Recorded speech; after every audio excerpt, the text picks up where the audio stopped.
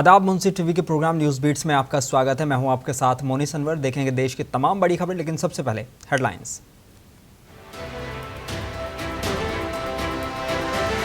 दिल्ली में मच्छर मारने वाली कॉइल से लगी आग, एक परिवार के 6 लोगों की हुई मौत, 2 की हालत गंभीर।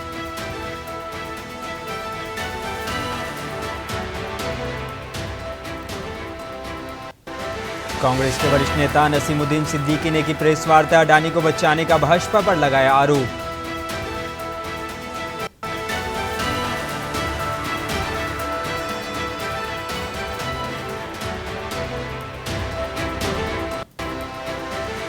दिल्ली की राउज एवेन्यू कोर्ट से मनीष सिसोदिया को जमानत देने से किया इनकार, संजय सिंह हाईकोर्ट का दरवाजा खटखटाने की कही बात।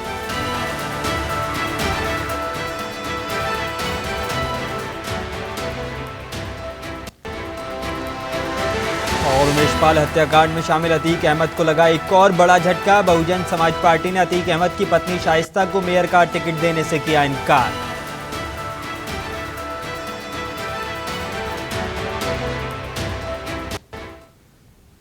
और आइए शुरुआत करते हैं बड़ी और अहम खबर से। दिल्ली में मच्छर मारने वाली कॉइल चलाकर सोने से दुर्घटना हो गई है। यहां एक ही परिवार के 6 लोगों की दम घुटने से मौत हुई है। जानकारी के मुताबिक शास्त्री पार्क के इलाके में एक ही परिवार के कॉइल जलाकर सो रहे थे, तभी कॉइल किसी समय रात में एक गद्दे पर गिर गई, जिससे पूरे कमरे में धुआं फैल गया और वहां सो रहे 6 लोगों की मौत हो गई। वहीं 2 सदस्यों की हालत अभी भी गंभीर बताई जा रही है। उन्हें इलाज के लिए अस्पताल में भर्ती करा दिया गया है। हमें अराउंड 9 एक पीसीआर कॉल मिली कि घर में आग लग गई है और कुछ लोग फंसे हुए हैं। तो immediately police and fire department पहुंच गई थी यहाँ पर और आग बुझाना शुरू कर दिया था। तो जब रेस्क्यू शुरू हुआ तो 6 people, total of 8 people were found and rescue, out of which 6 people were breathing during the time of rescue, but when they were taken to the hospital, then they were declared dead, including the 6 people included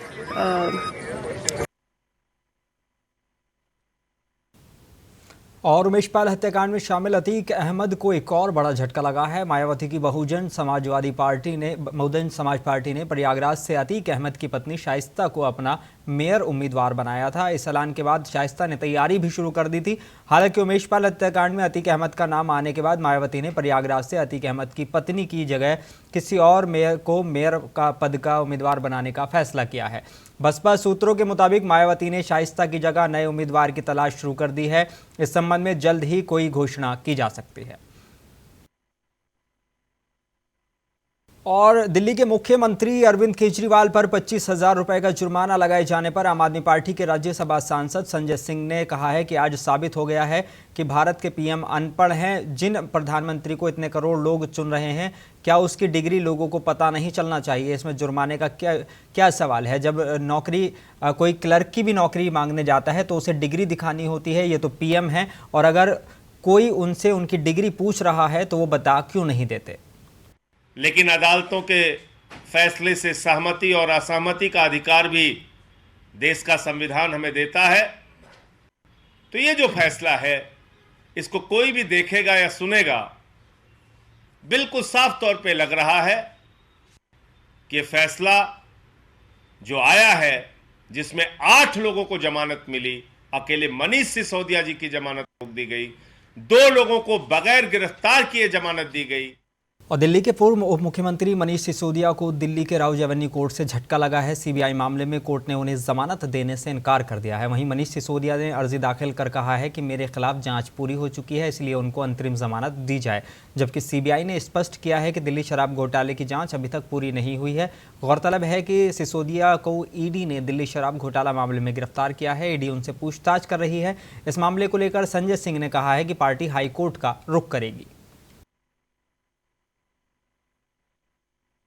इस फैसले से हम लोग पूरी तरह से असहमत हैं और इस फैसले के खिलाफ हम हाई कोर्ट में जाएंगे।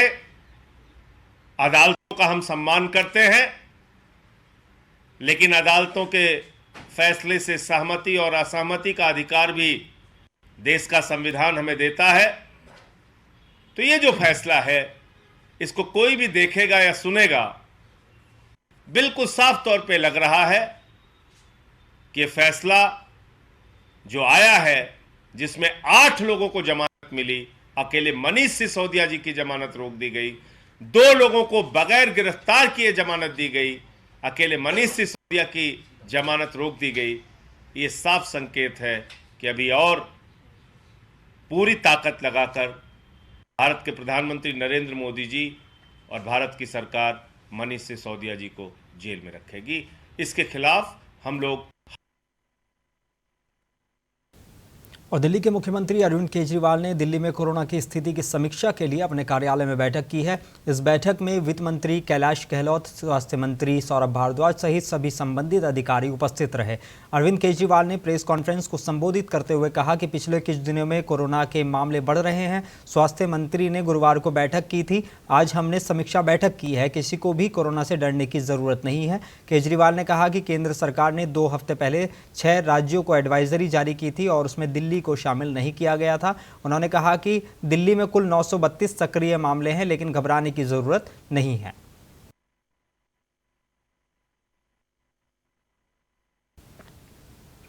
और दिल्ली महिला आयोग की अध्यक्ष स्वाति मालीवाल ने पंजाब के मुख्यमंत्री भगवंत मान की बेटी को खालिस्तानी तत्वों द्वारा दी जा रही धमकियों के मामले में विदेश मंत्रालय से सुरक्षा की मांग की है। स्वाति मालीवाल ने विदेश मंत्रालय से अमेरिका में रहने वाली भगवंत मान की बेटी सीरत कौर की सुरक्षा सुनिश्चित करने की मांग की है। अमृतपाल सिंह के खिलाफ पंजाब पुलिस की कार्रवाई से नाराज खालिस्तानी तत्वों ने भगवंत मान की बेटी को फोन कर धमकी दी है। भगवंत मान और उनकी पहली पत्नी और उनके 2 बच्चे अमेरिका में रहते हैं। इस खबर को लेकर स्वाति मालीवाल ने ट्वीट कर लिखा है कि पंजाब के मुख्यमंत्री भगवंत मान की बेटी को अमेरिका में जान से मारने की धमकी की खबर बेहद कायराना हरकत है। मैं अमेरिका के भारतीय दूतावास से उनकी सुरक्षा सुनिश्चित करने की अपील करती हूं।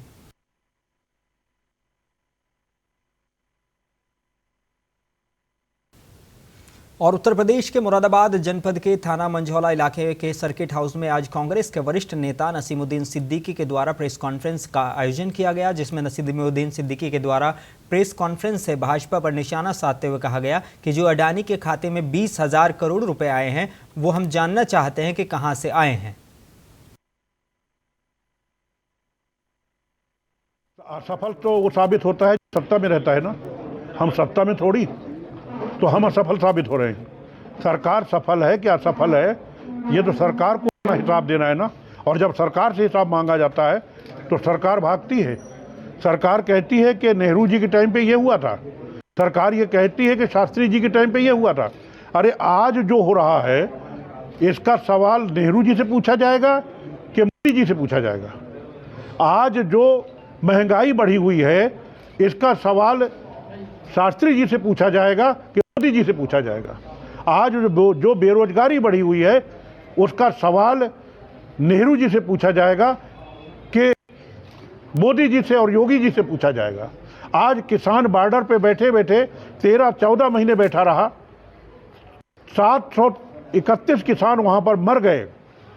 आपने 3 काले कानून, कृषि कानून लाए, आपने वापस ले लिया, आपने माफी मांग ली। तो देश ये पूछ रहा है कि जो 731 किसान मर गए उसकी मौत का जिम्मेदार कौन है। ये सवाल नेहरू जी से पूछा जाएगा कि मोदी जी से पूछा जाएगा। अपनी और लखीमपुर खीरी जिले में बढ़ते भ्रष्टाचार को लेकर एक बार फिर भाजपा विधायक ने सवाल उठाया है, जिसके कारण वो एक बार फिर चर्चाओं में आ गए हैं। दरअसल लखीमपुर भाजपा विधायक योगेश वर्मा ने सड़क निर्माण में खराब गुणवत्ता को लेकर सवाल उठा दिए हैं। बताया जा रहा है कि ग्रामीण द्वारा मिली शिकायत पर भाजपा विधायक मौके पर पहुंचे और भ्रष्टाचार को देखकर भाजपा विधायक आक्रोशित हो गए। उन्होंने बताया कि यदि सड़क की गुणवत्ता सही नहीं हुई तो ठेकेदार पर मुकदमा दर्ज कराएंगे। कि अभी मैंने आपको लगातार यहाँ से लेकर वहाँ तक मैंने दिखाया है आपको। आज जब हमारे ग्राम प्रधान और गांव की तरफ से जब शिकायत मिली तो जब मैं यहाँ पे आया तो यहाँ पे आने के बाद मैंने देखा कि ना तो उन्होंने मिट्टी यहाँ से छोड़ी और ना ही उन्होंने बिल्कुल इसी तरीके से ढालते हुए सड़क चले जा रहे थे। तब मैंने संबंधित CD1 के एक्सीएन और जेई को मैंने फोन किया। मैंने कहा कि तुरंत आइए, काम रुकवाइए, आके पहले सड़क साफ होगी। सड़क होने के बाद और बिशलपुर में भारतीय जनता पार्टी की पूर्व ब्लॉक प्रमुख तारावती, क्षेत्र पंचायत सदस्य तोलेराम गंगवार और जिला पंचायत सदस्य प्रियंका गंगवार ने भारतीय जनता पार्टी के पूर्व विधायक रामशरण वर्मा पर गंभीर आरोप लगाते हुए जिलाधिकारी को लिखित शिकायती पत्र दिया है। दिए गए प्रार्थना पत्र में आरोप लगाया गया है कि 28 मार्च 2023 को ब्लॉक सभागार में क्षेत्र पंचायत की मीटिंग आयोजित की गई थी, जिसमें पूर्व विधायक रामशरण वर्मा बिना किसी बुलावे के ही मीटिंग में उपस्थित रहे और मीटिंग में अपना रुतबा कायम करने की कोशिश करते रहे, जिसको लेकर पूर्व ब्लॉक प्रमुख सहित सभी ने जिलाधिकारी को अवगत कराया है कि दोबारा मीटिंग में ऐसी हरकत न हो और शीघ्र जांच कराकर भाजपा के पूर्व विधायक के खिलाफ कार्रवाई की जाए।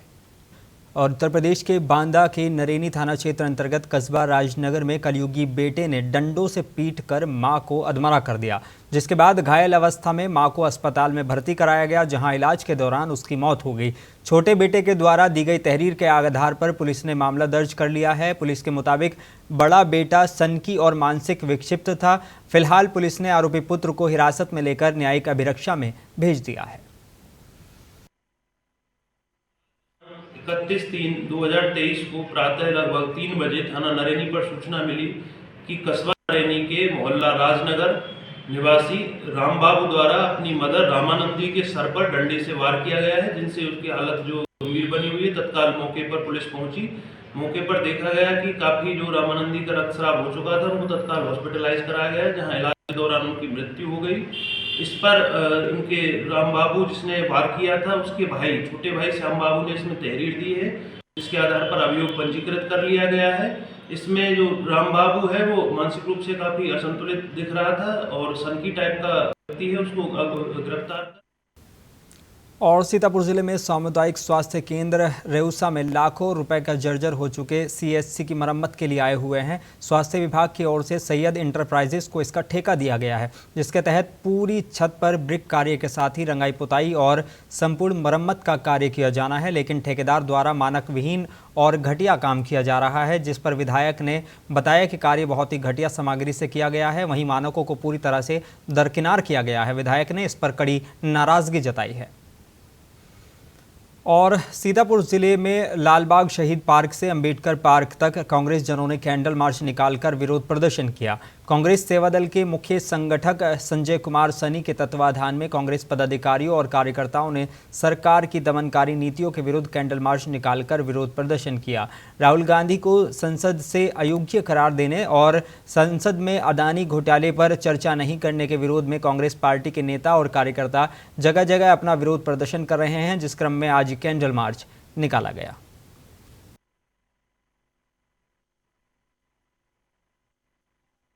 सेवा दल के तत्वाधान में हो रहा है, जिसके मुख्य संगठक संजय कुमार सनी जी हैं। हम सभी कांग्रेस जन ये संदेश देना चाहते हैं कि जिस तरीके से संवैधानिक संस्थाओं को कुचलने का प्रयास किया जा रहा है, हम लोग उसके विरोध में हैं। बात यहाँ पे सिर्फ राहुल गांधी जी की नहीं है, बात भारत के लोकतंत्र की है, भारत के लोकतांत्रिक मूल्यों की है, भारत में रहने वाले हर भारतीय के मौलिक जैविक अधिकारों की, उन अधिकारों की ये लड़ाई है। इतने सब कुछ तानाशाही के बाद, राहुल गांधी जी को अयोग्य करार देने के बाद भी आज तक एक प्रश्न शाश्वत है कि अडानी की फर्जी कंपनियों को ये पैसा कहां से आया। जेपीसीसी का गठन नहीं किया गया, प्रधानमंत्री एक भी शब्द उस पर बोलने को तैयार नहीं है। प्रधानमंत्री पर कांग्रेस पार्टी ने सवाल नहीं उठाया। पूछा था कि पूंजीपति अडानी के पास उनकी सेल कंपनीज में ये फर्जी 20,000 करोड़ रुपए कहां से आया, उसका जवाब किसी ने नहीं दिया, किसी भी मिनिस्टर ने नहीं दिया। इसके उलट सारे का सारा पूरी मशीनरी उनको बचाने में लगी है, पूंजीपति अडानी को बचाने में लगी है। सवाल इस बात का है कि आखिर सरकार, केंद्र सरकार का और अडानी का रिश्ता क्या है, क्यों सरकार बचाने में लगी है। और मुरादाबाद के थाना मुगलपुरा इलाके में कांग्रेस कार्यकर्ता ने राहुल गांधी के नए घर का पोस्टर लगाया है। कांग्रेसी कार्यकर्ता मोहम्मद अब्बास ने अपने घर के बाहर राहुल गांधी के फोटो लगाकर एक पोस्टर चस्पा किया है, जिस पर लिखा है मेरा घर राहुल गांधी जी का घर। बता दें कि कांग्रेसी कार्यकर्ता ने ये मुहिम शुरू की है, जिसके तहत ये पोस्टर लगाया गया है।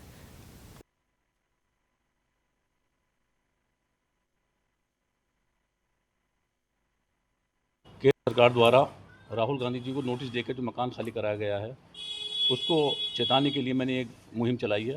और ये मुहिम पूरे क्षेत्र में मैं चलाने की कोशिश करूँगा। ये कितने दिन हो गए इस पोस्टर को लगाए हुए और कब तक चला? जिस दिन से नोटिस केंद्र सरकार द्वारा राहुल गांधी जी को दिया गया है, उस दिन से मैंने ये कार्यवाही शुरू कर दी थी। अच्छा, उनके सांसद भी रद्द की गई है, क्या कहेंगे इसको लेकर? ये सांसद जो रद्द की गई है कानूनी प्रक्रिया है, इसको केंद्र सरकार द्वारा के इशारे पर ये काम किया गया है।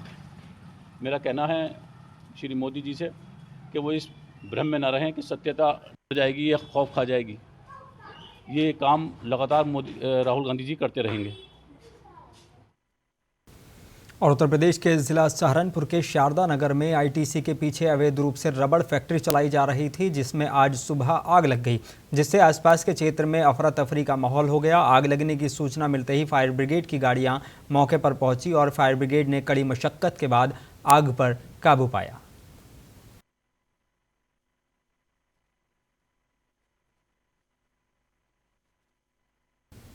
और उत्तर प्रदेश में खाकी के खौफ से अपराधी सरेंडर कर रहे हैं। सहारनपुर में पुलिस के खौफ से 25,000 के इनामी बदमाश अभिनव राणा ने आत्मसमर्पण कर दिया। साथ ही बदमाश लूटे गए 40,000 नकद लेकर थाने पहुंचा। बता दें कि सहारनपुर पुलिस के कप्तान डॉक्टर विपिन ताड़ा ने अभियुक्त पर 25,000 का इनाम घोषित कर रखा था।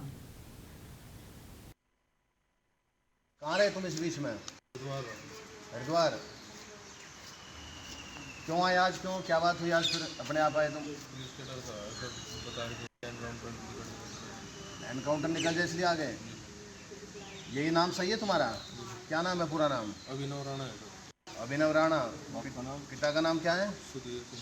पता है? राजपूत।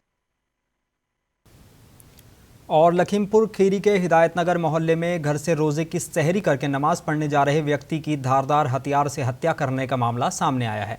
घटना की सूचना मिलते ही मौके पर पहुंची सदर कोतवाली पुलिस ने शव को कब्जे में लेकर पुराने जिला अस्पताल की मोर्चरी भेज दिया है, जहां पुराने जिला अस्पताल की मोर्चरी में मौजूद मृतक के भाई अब्दुल कादिर ने बताया कि उनका भाई हिदायतनगर चौराहे पर रिक्शा स्टैंड चलाता है। सुबह रोजे की सहरी के लिए उठा और नमाज के लिए जा रहा था, तभी 4 अज्ञात हमलावरों ने घर के करीब 10 मीटर की दूरी पर ही धारदार हथियारों से हमला कर दिया, जिससे जावेर अली की मौके पर ही मौत हो गई।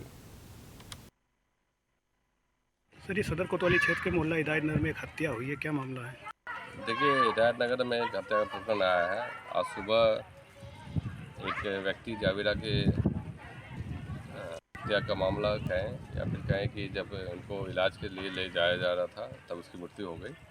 ये प्रकरण सामने आया है। इसमें हम लोगों ने तहकीकात स्टार्ट कर दी। मौके पे हम पूरी टीम खड़ी हुई है और इसमें हम सभी सूत्रों को और जो आसपास के लोगों ने घटनाक्रम से जुड़े हुए थे, जिन्होंने घटना होते तो नहीं लेकिन घटना के बाद।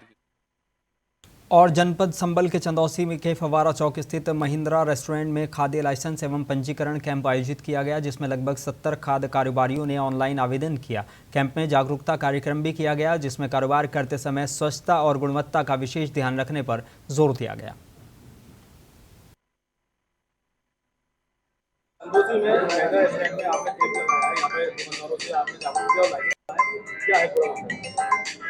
पिछले पूर्व में 24 तारीख को यहाँ पर कैंप लगाया गया था रजिस्ट्रेशन का। कई लोगों के रजिस्ट्रेशन भी बने हैं यहाँ पर। और आज 31 तारीख को 31 मार्च 2023 को पोस्टेक ट्रेनिंग सर्टिफिकेट, जो कि सभी व्यापारियों के लिए अनिवार्य भी है।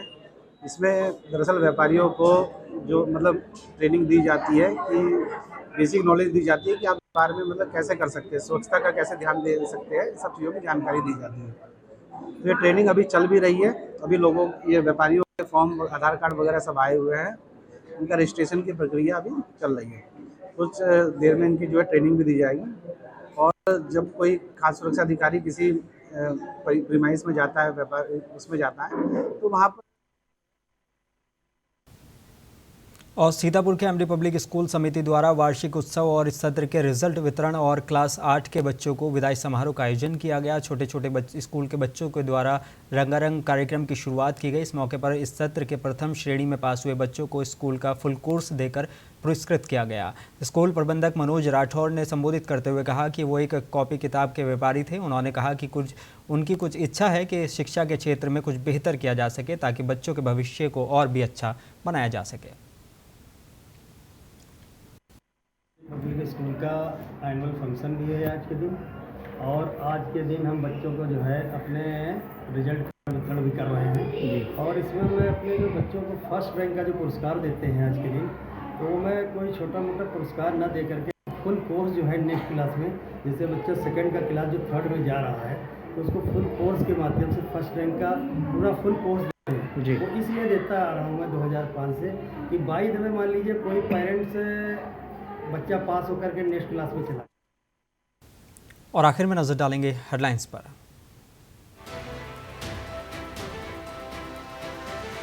दिल्ली में मच्छर मारने वाली कॉइल से लगी आग, एक परिवार के 6 लोगों की हुई मौत, 2 की हालत गंभीर।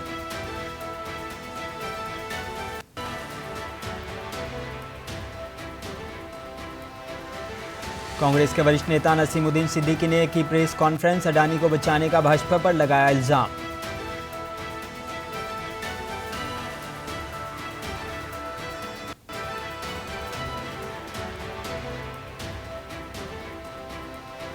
दिल्ली की राउज एवेन्यू कोर्ट से मनीष सिसोदिया को जमानत देने से किया इनकार, संजय सिंह हाईकोर्ट का दरवाजा खटखटाने की कही बात।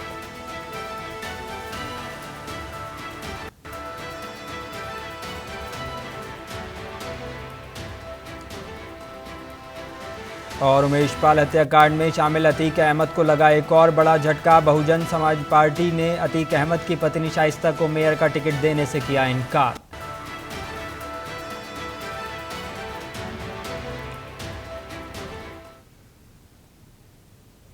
और दर्शकों, एक बार फिर आप विदा लेने से पहले आपको बता दें कि आपका पसंदीदा चैनल मुंसिफ टीवी न्यूज़ अब हैथवे और जैन पर उपलब्ध है। इसे सब्सक्राइब करने के लिए महज आपको नीचे दिए गए नंबर पर सब्सक्राइब करना है। याद रहे, ये सेवा सभी यूज़र्स के लिए बिल्कुल मुफ्त है। तो अपने मेज़बान मोनिस अनवर को दीजिए इजाज़त। आप देखते रहिए मुंसिफ टीवी।